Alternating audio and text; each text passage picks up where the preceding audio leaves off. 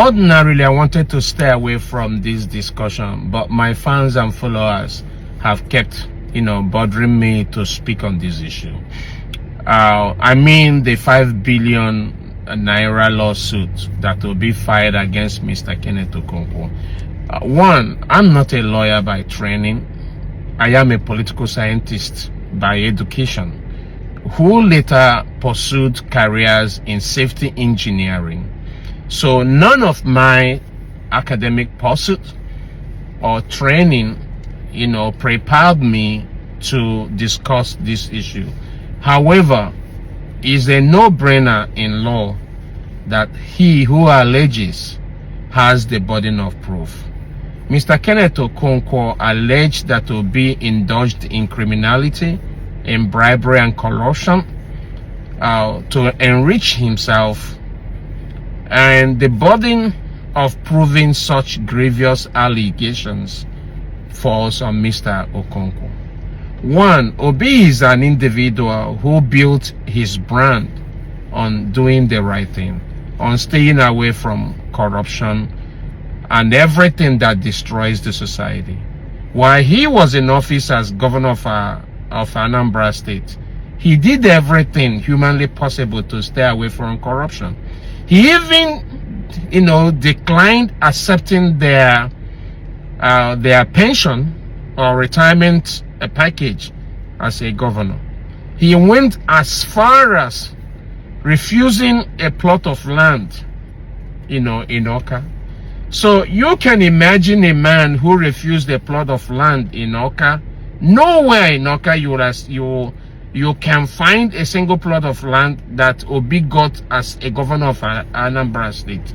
How would such a man, fall so low as to take a 10 million naira bribe? Even poor me would not fall for a 10 million naira bribe. I am saying, as poor as I am, I won't fall for a 10 million, for 100 million naira bribe. That's how laughable that is. And I have seen the text message between Kenneth Okonkwo and his source. If that trashy text message that is online, if that's all Kenneth got as his proof that Obi, took a bribe of 10 million naira from people, then it means Kenneth is not the lawyer that I think he is. It's nothing but trash, to say the least. If that's all Kenneth has, I can tell you as a fan, as a follower, that Kenneth Okonkwo will buckle down in court. He will get on his knees to apologize to Obi and his fans at the end of the day. And he might end up selling everything he has had in his life to pay that 5 billion naira lawsuit. That's pretty regrettable. I'm also going to add this. Maybe Kenneth needs a lesson in negative political research and negative, politicking. Negative political research does not mean falsehood.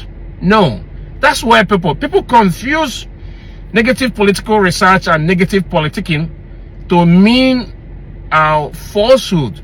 You cannot generate falsehood. You cannot make up what is not in existence, and you call it negative political research.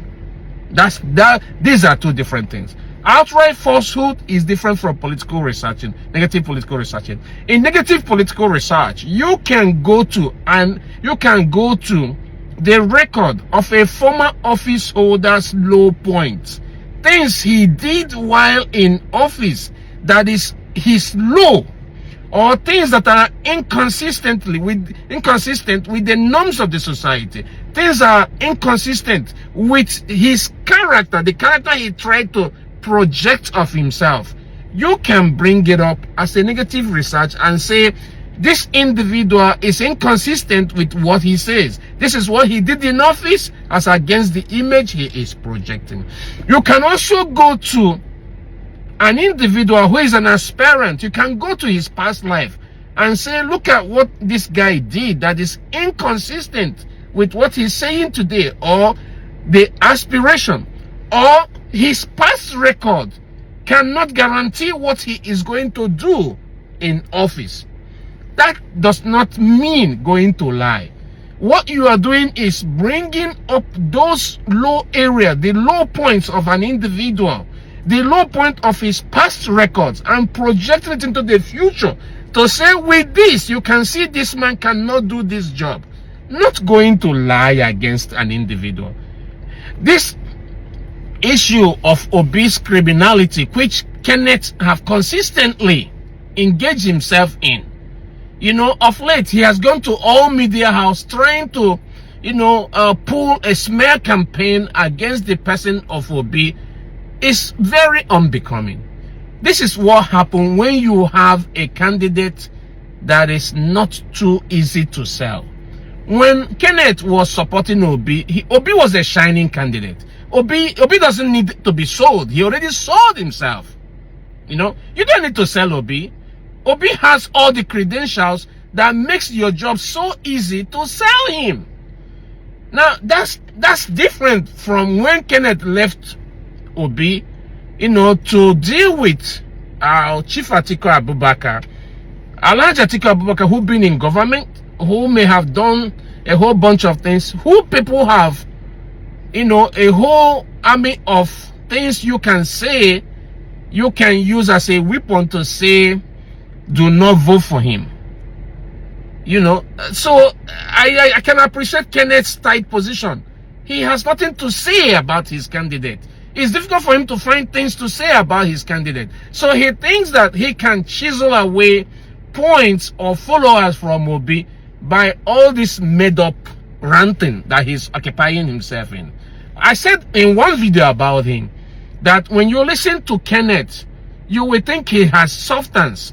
But when you look at the depth of what he says, it's as empty as a barrel. That's the point. So people shouldn't take Kenneth too serious. But unfortunately, I will say this about this lawsuit to you, my fan. Kenneth has to go to court to prove that Obi is a criminal. Because he who takes my purse steals trash. He who steals my name steals that benefits him not, but makes me poor indeed. I can't be poor because somebody stole from me, but I'm definitely going to be poor because somebody took away my name from me. My name is what I got from my dad. That's the only thing my father left for me. That's the reason I'm following Obi. Obi built a brand on good name. That brand he built is the reason the army of followers who are on his corner are there. They are not there because Obi is a member of any political party. They are there because of the personality of Obi, which he built outside of criminality. So an individual cannot wake up and try to rob Obi of that, because that's all Obi has to himself. Forget about all the money. I say it before. If your riches is all about money, you are horribly poor. But if your riches is about your good name, I will gravitate around you. I am not doing this for anything monetary, any monetary gain or pecuniary gain. I am doing this because Obi is a good man that needed to be supported. Nigeria needed to be handed over to a man who has no greed in him, who has no avarice in him, who does not thrive in corruption and all those vices that have ruined the country. So Kenneth cannot wake up and ruin that reputation and expect such a man, to walk away and, and just look at it as negative campaign. No, this is not about politicking. This is about saying the right thing. Thank you, fans.